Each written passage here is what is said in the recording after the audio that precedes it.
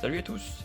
Alors il y a beaucoup de personnes qui m'ont demandé à propos de la borne d'arcade comment c'était fait à l'intérieur. Et ben je vais vous répondre tout de suite en vidéo. Je vais vous montrer comment c'est foutu. Alors déjà faut savoir que les petites plaques qui un peu partout sont interchangeables. Euh, il y a différents designs de disponibles en les téléchargeant sur le Cults. Donc on peut changer le design. Moi c'est du Star Wars, hein, mais il y a d'autres designs disponibles. Donc déjà les plaques, vous pouvez les imprimer, les changer comme vous voulez, il n'y a aucun souci. Sinon, comment c'est foutu à l'intérieur? Bah c'est pas compliqué.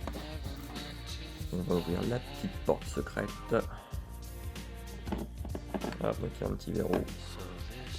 Voilà. Et en ouvrant, donc on a ceci.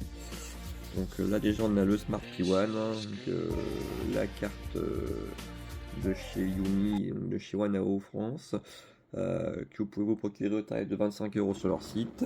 Ensuite donc on a le dongle Wi-Fi pour pouvoir connecter la carte en Wi-Fi, hein, même s'il y a un port Ethernet. Moi j'ai connecté en Wi-Fi. Ensuite là sur le côté vous pouvez voir qu'il y a deux prises USB pour pouvoir brancher des manettes supplémentaires. Donc ça en fait c'est branché grâce au hub USB qu'on peut voir ici, qui est relié donc du coup sur le Smart P1. Le Smart P1 est alimenté directement en USB, parce que je me suis branché donc du coup le Smart P1 du coup sur le port USB de l'écran HDMI. Donc en fait du coup donc là derrière vous pouvez deviner la carte de l'écran. Donc en fait du coup l'écran alimente directement le Smart P1, comme ça il n'y a qu'une seule alimentation qui alimente du coup l'écran et toute la borne. Et puis vous pouvez voir derrière fait tout le montage. Donc moi en fait comme j'avais pas assez, voilà, comme j'avais pas assez de longueur entre les boutons de commande qui sont ici tout en haut et du coup la carte, parce qu'ils sont connectés du coup derrière, bah j'ai tout simplement rallongé tous les fils.